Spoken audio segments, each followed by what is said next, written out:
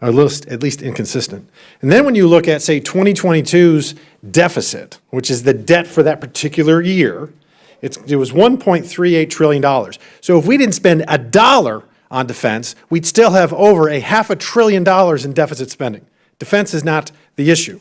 In fact, defense has been the slowest growing major federal spending category since 2000. And even that 2000 year base, that base year, was following 10 years of post-Cold War cuts.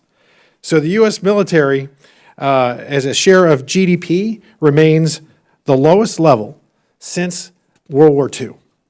So more spending is not the solution to inflation, because if all of those spending programs worked as well as my Democratic colleagues have claimed, well, why did we stop at $3 or $4 trillion of spending? Why didn't we spend $40 trillion if it's so good? And then let's talk about, because the American people, or my friend from the other galaxy that attended this hearing, need to see contrasts. So my colleague and ranking member mentioned about student loans. Said that student loan forgiveness she fully supports. Well, I completely disagree, because it's not student loan forgiveness, it's student loan transfer. First, that program would cost, general consensus is it cost about $400 billion.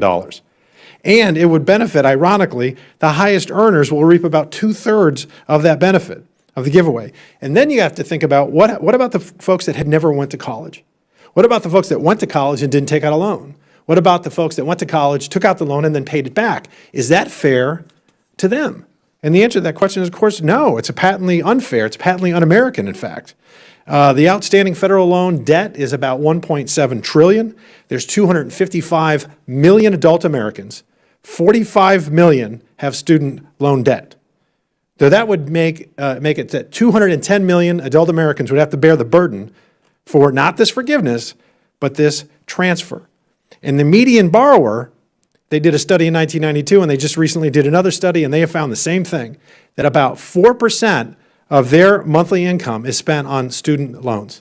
They got plenty of money to pay off their loans.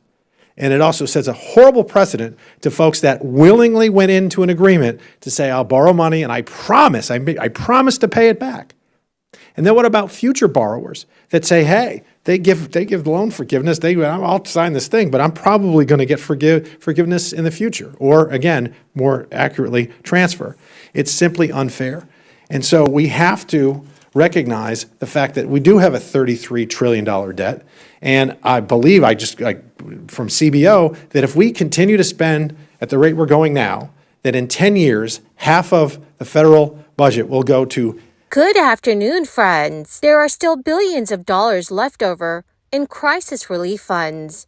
You may want to take action soon to receive an extra stimulus check, as there are just a few days left until the deadline. Lawmakers are also discussing programs that may be created in the future to further assist low-income households. My dear friends, please make sure that you watch until the end of this video to hear about all of the new details. Also, to say thank you for being part of this community. Every Friday, I will be announcing several winners for the Walmart gift card giveaway. If you would like to enter these weekly giveaway, friends, all you need to do is click and like several of my videos, and then comment below the keyword of each video that you watch. The more videos that you comment on, dearest friends, the greater your chances of winning these giveaways. Georgia residents have a limited window of opportunity to claim their share of the state's surplus tax refund. The deadline to file 2021 or 2022 tax returns and secure a rebate is fast approaching, with just 7 days left for eligible taxpayers to act. Individuals who are granted an extension by the Internal Revenue Service must file their tax returns for both 2021 and 2022 by October 16th to qualify for a payment from the surplus fund. On the other hand, those who did not need an extension had to submit their returns by April 18th to be eligible for the rebate. The potential tax refunds vary based on the filing status. Single filers or married taxpayers filing separately may receive up to $250. Heads of households can expect $375. And married taxpayers who filed joint returns may see a refund of $500. Given the strain that inflation has placed on households' budgets, Governor Michelle Lujan Grisham and the state legislature this year brought in an income tax rebate of up to $1,000 for taxpayers. The state also approved the payment of relief checks for New Mexico residents who do not have to file taxes. The New Mexico tax rebate, which is refundable, meaning that it can't exceed the amount of taxes you paid during the tax year, is worth $1,000. Married couples who file joint returns, head of households, and surviving spouses. Meanwhile, single filers and married New Mexico residents who file individual returns will receive $500. This rebate is sent automatically to New Mexico residents who have submitted a personal income tax return for the 2021 tax year and do not feature as a dependent on any other taxpayer's return. Checks are either issued by direct deposit or mailed as a paper check. Many New Mexico residents will have already filed their 2021 state tax returns when this scheme was first announced earlier this year. If that's the case, they should have received the rebate in late June. Also, friends, it seems that the U.S. housing market is getting so expensive that it will take a lot for prices to be considered affordable. Home sales have continued to fall, even as prices remain strong.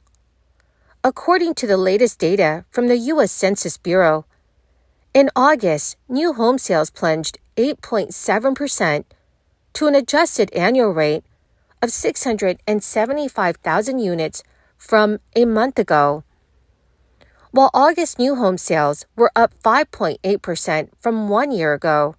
Just 16% of consumers consider now a good time to purchase a home. That's even though the value of the U.S. housing market has surged about 50% from the pre-crisis days in January 2020 to nearly $52 trillion now. Demand has hit its lowest point during the crisis over the last 3 weeks, constraining the market and affordability at its lowest level in 40 years.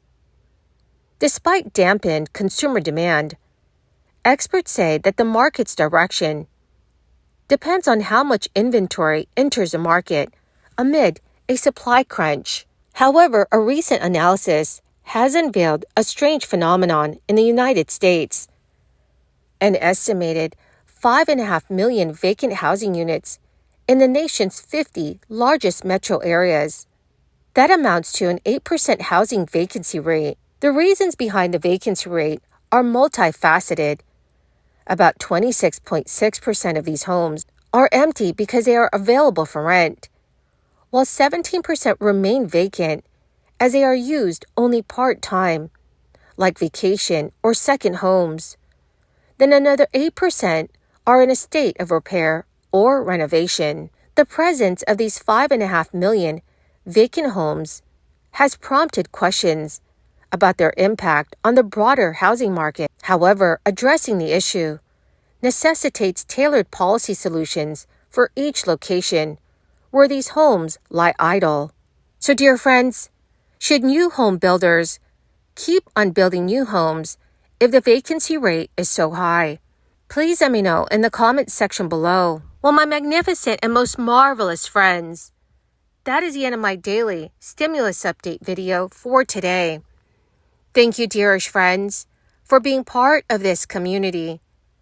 To say thank you and to show my appreciation, every Friday I will be announcing several winners for the Walmart gift card giveaway. If you would like to enter these weekly giveaway, friends, please click and like several of my videos and then comment below the keyword of each video that you watch.